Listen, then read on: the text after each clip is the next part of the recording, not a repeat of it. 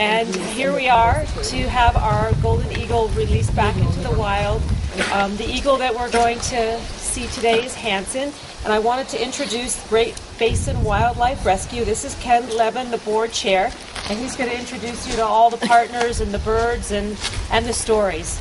And we really thank you for allowing us to be part of this and reaching out. It was perfect timing. Absolutely. Thank you. Thanks. Thank you for having us here. Thank you so much.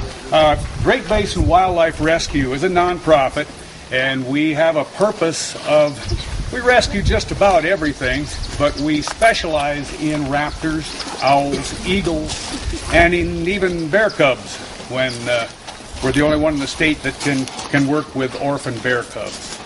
But today we're going to do a release of a golden eagle that has been rehabilitated.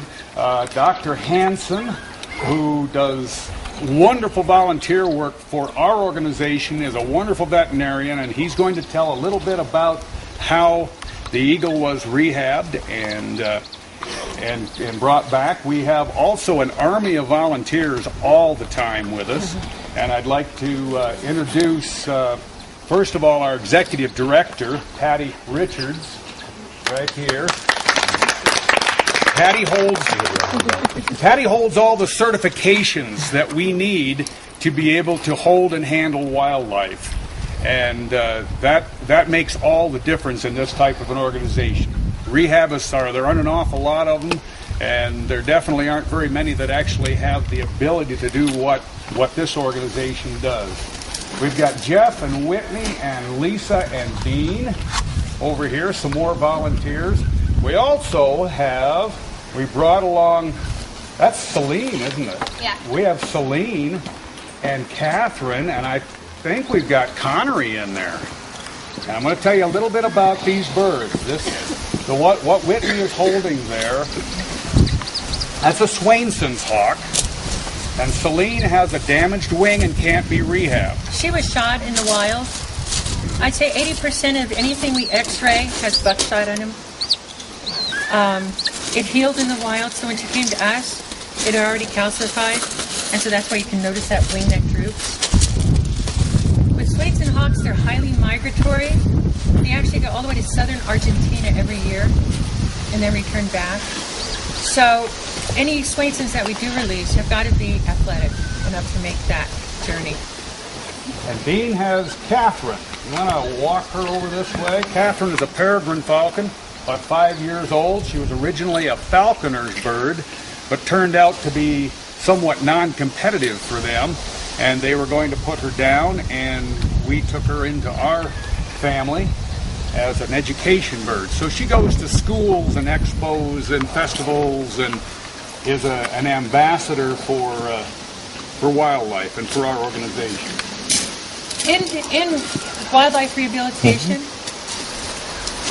any bird that we can't release back into the wild, the federal and state government tells us we either have to euthanize him or place him in a zoo or with somebody that has an education permit.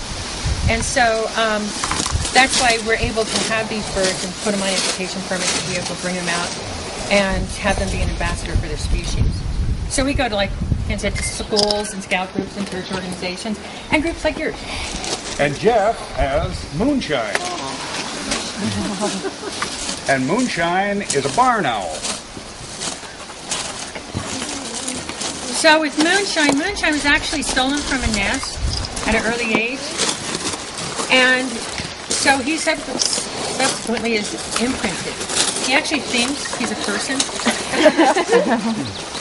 So he doesn't recognize his enemies. He doesn't hunt very well. He expects food from people. He's an awesome. They make awesome education birds because the stress level is a lot less when they've already been around people. Now, Dr. Hanson, I wonder if you'd come up and talk about this eagle. A little bit, yeah. I don't. Patty, do you remember how Hanson was injured? He came from Cedar Valley, Utah. How half these birds come into us, we really don't know why, other than, people walk upon them. Depends sometimes on the wind. If it's too windy out, we tend to get a little bit more birds than we do if it's nice out. If it's nice out, then you got people that are out and they're hiking, so they find them. So it's just kind of crazy. You just don't know. He was just found. Yeah. I thought we had some information on how he was injured. Okay. Patty brought Hanson to me. He knew he had an injured wing. His wing was drooping. It was his right, if I remember right. He came and the x-rays on his wing indicated he had a displaced fracture, a fairly badly displaced fracture high up on his right wing near his shoulder, which is kind of a difficult spot to repair because we don't have a whole lot of space to work. Basically, there's all of the bones and tendons and muscle that help most of the motion in their wing takes place up there, and so the fracture was kind of a tender, delicate place to have to work. We were able to get the fracture fixed, obviously, because he's going to be released today. But I'll tell you what, that was some surgery. Okay. I'm not a vet, but I'll tell you what, that was some surgery. Patty was there to actually assist me, and because the fracture was so displaced, but the bones were overriding. So if this was one end of the fracture, this is the other. The ends weren't meeting anymore. They had overridden each other. And to get them back into place took a bit of a tug-of-war game. And it was a lot of work. He says that really lightly, tug-of-war. You know, I work out every day because you have to be able to handle these birds. And with all the muscle I had my hand right up that wing, and I'm trying to pull this bone down. He's got the other bone, and I mean, it was crazy. But we were able to do it and pin it. Yeah. And so I think I brought with me a photograph of the X-ray of the pinning, but it turned out awesome. He still has the pin's been removed. He still has a wire on the bone around where the fracture was that isn't necessary anymore, but going in to take it out would be another surgery that's not necessary where he's using it so well. Right. So I guess I can explain a little bit more about Hanson when we pull him out. That would be good. Yeah. Well, I just thank you very much, Doctor. Do you want to talk about Connery? Oh, He's our awe factor. He's a little saw-whet owl, and they're native to Utah. All these birds are native to Utah. And he's a species that during the Sundance Howling Night, we try to call in when they do their hikes at night. And he was found near a turbine, the wind turbines, that you hear a lot about. Some people are very against them environmentally and things like that. So he was found by him, and he has actually a head injury. So he can't hunt on his own. But he sure is cute, isn't he? Oh, yeah. Do you want to come over there, Sunshine? he's got his own Facebook page. He's got more friends than I do. He's got lots of friends. Go ahead and grab the dresses. And it's from here, if you guys got time, you can see another one, and the lookout is phenomenal. So she's the bigger bird. This is not high enough elevation really to release such a huge, overweight bird. I put them both together in the same aviary during the rehab process, and we're talking it's a good sized pen. And neither one of them would do anything. They would just sit in the corner, and that would be it. They weren't flying, they weren't trying anything. So we decided to play with their brain a little bit, and we switched aviaries on. And so they started getting up on the perches. Well, the female, she would always steal Hanson's food. And so she got too fast to get up on the top perch. So here, Hanson has his man cave all to himself. The perch, I put his food up there. She can't get it. She's too big.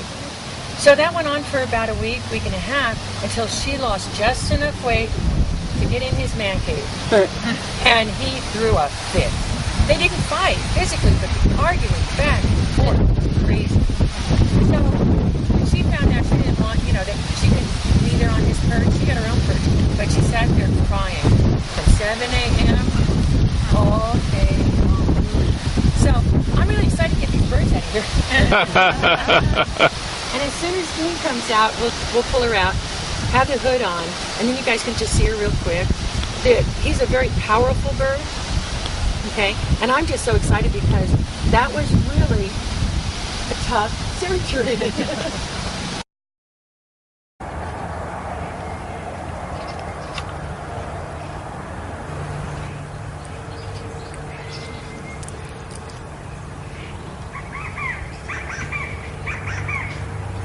We always have something on the tail too before we release. That protects their tail as they're being transported so they don't break any feathers.